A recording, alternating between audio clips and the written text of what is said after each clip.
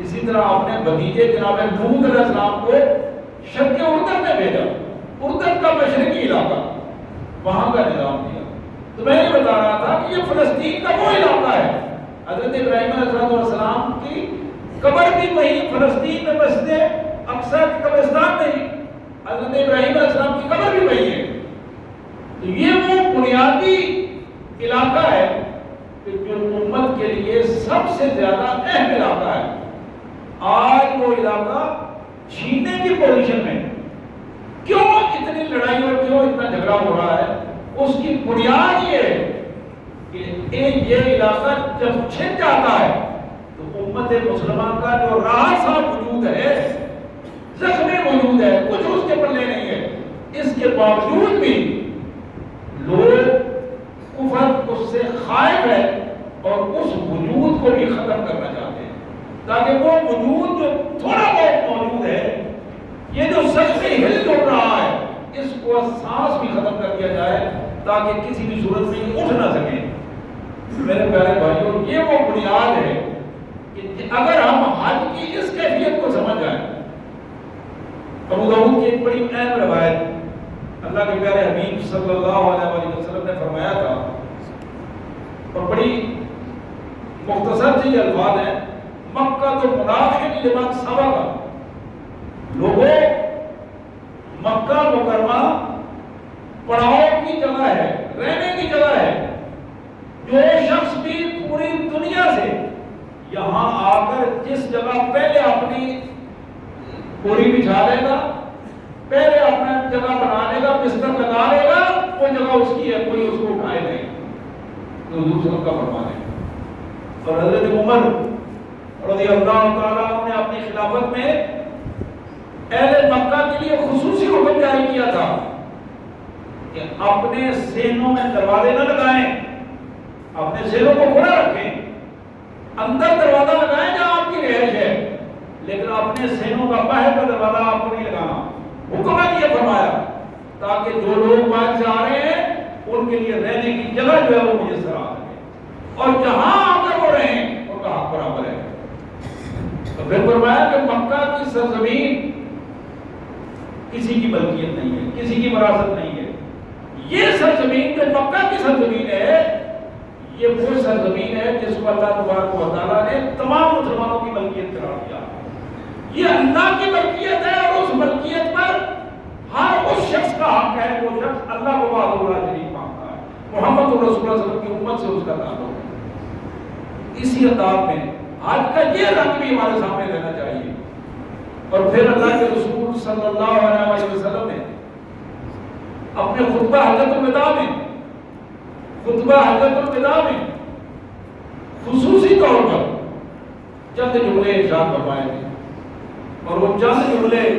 پوری دنیا کے لیے ایک رہنمائی کا سبب ہے۔ حضور اکرم صلی اللہ علیہ وسلم نے فرمایا کہ لوگوں،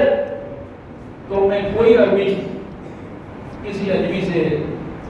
بہتر نہیں ہے، فضیلت والا نہیں ہے، کوئی گورا کسی کالے سے فضیلت والا نہیں ہے، کسی سرخ کو کسی سیاہ پر فوقیت نہیں ہے، الا بالتقوی۔ فوقیت فضیلت صرف تقوی کی وجہ سے ہے۔ اگر متقی کالے رنگ کا ہے تو وہی امام ہوگا، اس لیے کہ تقوی اور علم اس کے اندر موجود ہے۔ اسی طرح اللہ کے رسول صلی اللہ علیہ وسلم نے فرمایا، لوگوں کلکم بنو آدم، تم سارے آدم کی اولاد ہو، وآدم من تراب، آدم کو مٹی سے بنایا گیا تھا، تمہارے وجود کی بنیاد مٹی ہے، اور اپنے آپ کو ہمیشہ اس چیز کو ذہن میں رکھو کہ تمہارا وجود مٹی سے ہے، اور تمہارے اندر اتنی عاجزی اور اتنی اپنے اللہ کے حضور نیاز مندی کی کیفیت بڑھ جانی چاہیے۔ اسی طرح میرے پیارے بھائیوں، محمد کریم صلی اللہ علیہ وسلم نے اپنے حج کے خطبہ میں خواتین کے حقوق بھی بیان کیے، مزدوروں کے حقوق بھی بیان کیے، پسرے ہوئے معاشرے میں طبقات کو آپ نے خطاب کر کے فرمایا کہ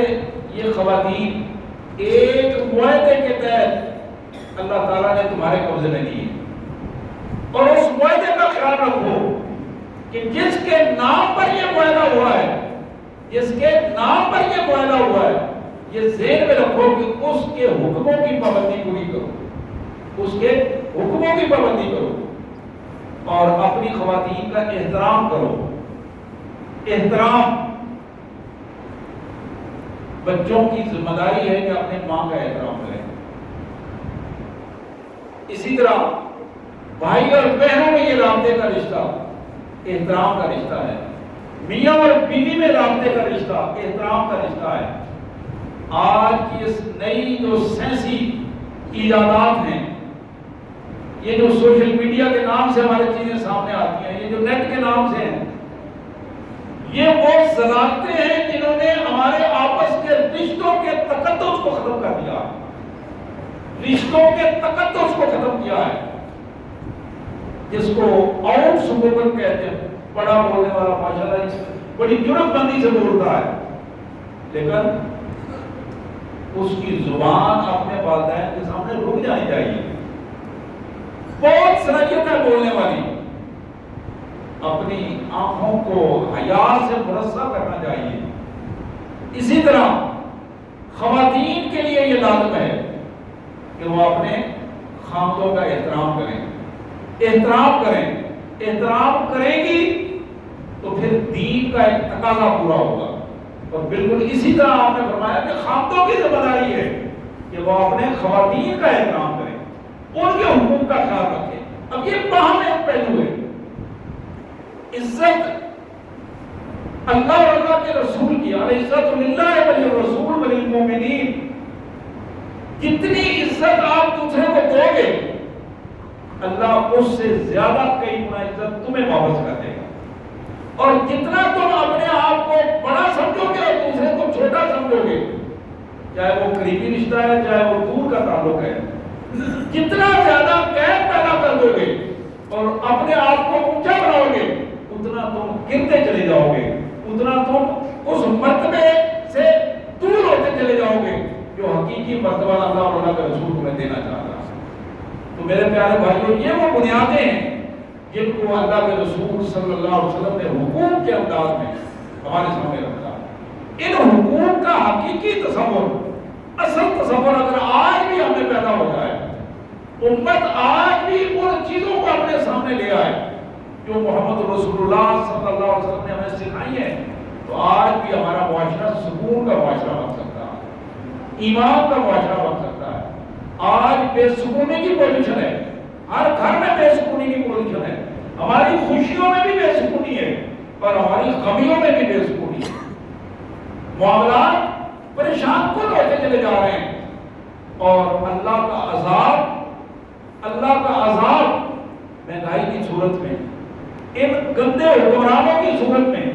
جن کی سوچ سود سے آگے نہیں بڑھ رہی، ہر چیز کو سود کے اندر لپیٹ کے پیش کر رہے ہیں، اور آج 75-80 سال سے ہم انہیں چکروں میں پڑے ہوئے ہیں، انہیں سودی نرموں سے ہم نہیں نکل رہے۔ تو بنیادی طور پر یہ دین سے دوری، یہ ضلالتیں، یہ ساری کی ساری اس وجہ سے ہیں کہ ہمارا تعلق اپنے دین سے کمزور ہوتا چلا جا رہا ہے، دین کے شاعر کا احترام ختم ہوتا چلا جا رہا ہے۔ جب ہمارے اندر وہ احترام ہوگا، دین کو ہم شعوری طور پر سمجھیں گے، روایتی انداز سے باہر نکل کر اپنے اندر شوق اور ذوق پیدا کریں گے، نماز کا، حج کا، روزے کا، زکوٰۃ کا، شوق سے یہ کام کریں گے، اللہ کے فرامین میں شوق ہوگا، اور انسانوں کے حقوق کو شوق سے ادا کریں گے۔ تو اللہ نے تو یہ رشتے شوق کے بنائے ہیں،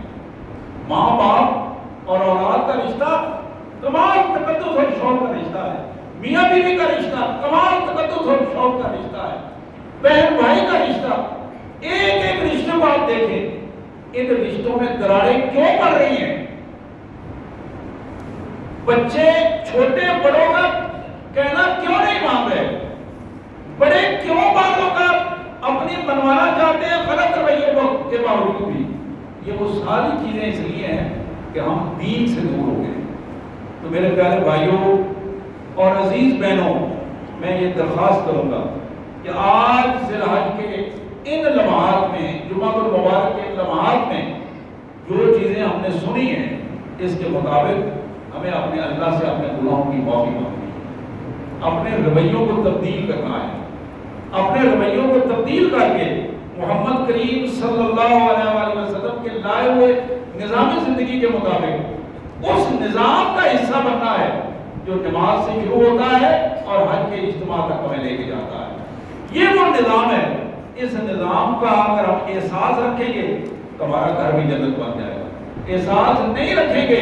کیونکہ جنت تو ایمان والوں کے لیے، تو گھر جنت تب بنے گا ایمان آئے گا، اور اگر ایمان نہیں ہوگا تو میرے بھائیوں پھر گھر جہنم ہوگا، پھر آگ ہوگی، پھر پریشانیاں ہوں گی۔ اس آگ اور پریشانی اور جہنم سے بچنے کے لیے یہ لازم ہے کہ ہم اپنے آپ کو جنت میں لے آئیں، اور جنت کی بنیاد جو ہے وہ ایمان ہے۔ اللہ ہمیں اس کی توفیق عطا فرمائے۔ وآخر دعوانا